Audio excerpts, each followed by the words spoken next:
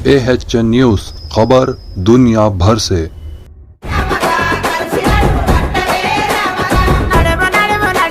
केसीआर जुमेरात से दोबारा इंतखाबी मुहिम शुरू करेंगे। बीआरएस के सदर व चीफ मिनिस्टर के चंद्रशेखर राव 26 अक्टूबर से अपनी इलेक्शन मुहिम दोबारा शुरू करेंगे। 26 और 27 अक्टूबर को इनके शेड्यूल में मामूली तब्दीलियां की गई है, जबकि बकाया दौरे बगैर किसी तब्दीली के अंजाम दिए जाएगा। वज़ीर-ए-आला केसीआर 26 अक्टूबर को अचमपेट, वनाप्रति और मुनगोड़ का दौरा करेंगे।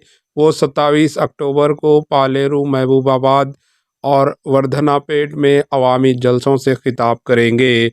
Bureau report, AHN news.